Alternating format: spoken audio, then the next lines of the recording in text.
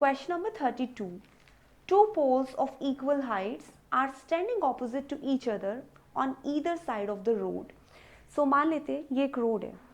सो road अगर हम इस तरह से ड्रॉ करें, ये हो गया रोड, है ना. यहाँ पर दो पोल है. लेट्स टेक एक ये पोल है और एक ये पोल है. इनका कहना है ये दोनों पोल एक जैसी हाइट के हैं. Two poles of equal heights are standing opposite to each other. तो दोनों कैसे हैं?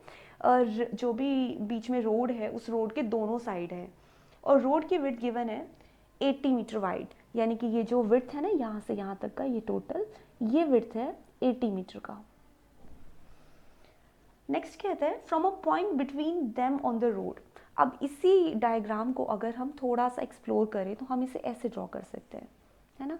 ये इक्वल हाइट के दो पोल हो गए और ये बीच में जो रोड है ये हो गया 80 मीटर का. नेक्स्ट कहते हैं from a point between them. अब हम इस रोड पर बीच में किसी एक पॉइंट पर है. मान लीजिए हम यहाँ पर है, हमें नहीं पता कि हम इसके ज़्यादा क्लोज है या इसके ज़्यादा क्लोज है, लेकिन जब हम इस पॉइंट पर है तो the angles of elevation, angle of elevation मतलब हम ऊपर की तरफ देख रहे हैं और एंगल बन रहा है. तो एंगल ऑफ एलिवेशन कहाँ बन रहा है? Of the top of the poles. यानी कि जब यहाँ से हम पोल के टॉप पर देखते हैं, एक बार यहाँ और एक बार यहाँ, तब जो एंगल्स बन रहे हैं वो बन रहे हैं 60 डिग्री एंड 30 डिग्री रिस्पेक्टिवली. तो अगर आप कहते हैं कि 60 डिग्री और 30 डिग्री के एंगल्स बन रहे हैं तो किस एंगल को हम कहाँ पर लें? तो देखिए, तो छोटा एंगल आपको दिख रहा है, आप इसको 30 डिग्री ले लीजिए. जो एंगल इज बिट वाइडर आप इसको 60 डिग्री ले लीजिए. ठीक है. Find the height of the poles. हमें दोनों पोल की हाइट बतानी है, ये वाली भी हाइट और ये वाली भी हाइट. और साथ ही साथ find the distances of the point from the poles. यानी कि ये जो पॉइंट है ये इन दोनों पोल से कितने डिस्टेंस पर है, हमें ये वाला जो डिस्टेंस है ये भी फाइंड आउट करना है. ठीक है. तो एक काम करते हैं, दोनों को x और y अज्यूम कर लेते हैं. चलिए, अब इन दोनों पोल की जो हाइट हमें फाइंड आउट करनी है और जो जो वैल्यूज़ हमें चाहिए सबको हम एक नेम दे देते हैं. हमें पता है दोनों पोल की हाइट इक्वल है, तो एक काम करते हैं, पोल की हाइट को हम कैपिटल P से डिनोट कर देते हैं. और ये जो बेस है, ये दोनों बेस तो अलग अलग है, एक को हम x कह देते हैं और दूसरे को y कह देते हैं. अब x और y रख तो रहे नाम, लेकिन देखिए एक गड़बड़ होगी. यहाँ टोटल हमारे पास 80 मीटर है, तो अगर मेरे पास टोटल 80 है और इतनी वैल्यू को मैं x मान लेती हूँ तो मुझे y की ज़रूरत नहीं है. इंस्टेड ऑफ टेकिंग y हम यहाँ पर 80 माइनस y ले सकते हैं. यही होगा ना. पूरी डिस्टेंस को अगर हम 80 मीटर कहते हैं, उसमें से इतना डिस्टेंस अगर x है तो बचा हुआ डिस्टेंस होगा 80 minus x. I am sorry, not y, 80 minus x. अब दोनों ट्राइंगल के अंदर हम टेंजेंट लगाते हैं और p की वैल्यू फाइंड आउट करते हैं. So let's take tangent 30. Tangent 30 यानी कि perpendicular upon base. Perpendicular is p और बेस कितना है? बेस हमने इतना सिर्फ x लिया है ना. और टेंजेंट 30 की value is 1 upon root 3 equals p upon x. So x की वैल्यू यहाँ से निकालेंगे तो ये हो जाएगा p रूट 3. एक काम हो चुका है हमारा. अब आते हैं सेकंड ट्रायंगल पर. सेकंड ट्रायंगल जिसमें हमारे पास 60 डिग्री का एंगल बन रहा है, ये वाले ट्रायंगल, इसमें भी लगाते हैं टेंजेंट 60. टेंजेंट 60 यानी कि परपेंडिकुलर अपॉन बेस. बेस कितना है? Base is 80 minus x. ठीक है. और टेंजेंट 60 कितना है?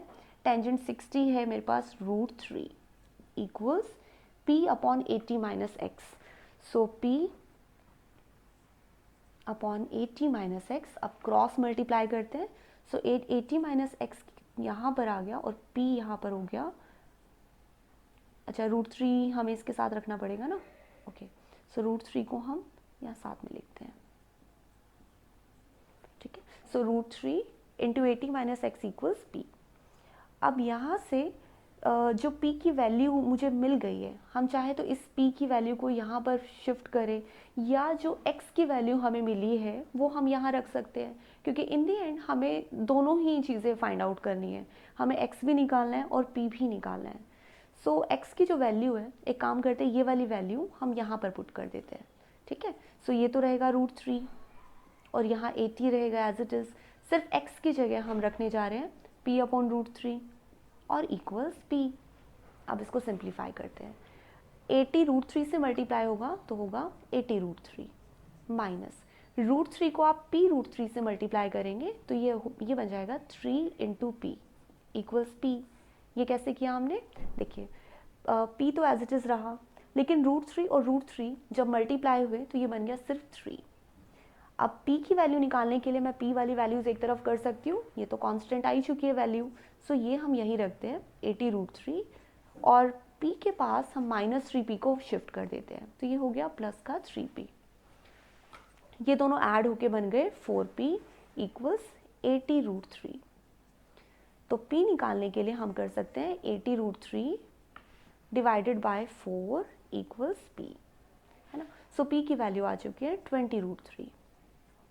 अब मेरे पास p की वैल्यू तो आ गई। p क्या है, p है ये दोनों पोल, और दोनों पोल की हाइट सेम है, so height of the pole is 20√3। और x की वैल्यू कैसे निकालें, x के लिए देखिए हमने यहाँ पर ऑलरेडी एक वैल्यू फाइंड आउट की थी, यहाँ से अब x की वैल्यू निकालते हैं। हम p की जो वैल्यू आई इसमें पुट करेंगे तो हमारे पास x की भी वैल्यू आ जाएगी।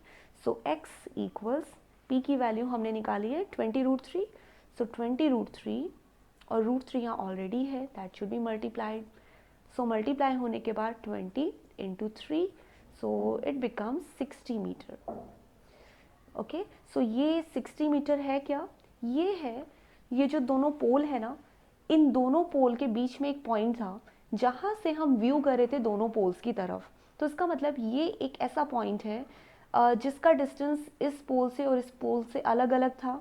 तो एक वैल्यू को हमने 60 मीटर माना था, तो हम कह सकते हैं एक डिस्टेंस 60 मीटर का हुआ और दूसरा 20 मीटर हुआ। तो हम कह सकते हैं distance from the point, distance from the pole, है ना, distance from the pole is, एक हो गया 20 मीटर और दूसरा डिस्टेंस हो गया 60 मीटर का। लेकिन अगर हम हाइट कहेंगे पोल्स की, तो पोल की जो हाइट आ रही है वो है 20√3 विच इज़ p, जो हमने सबसे पहले यहाँ पर फाइंड आउट किया वैल्यू, ठीक है, ये वाला। So these are the required answer.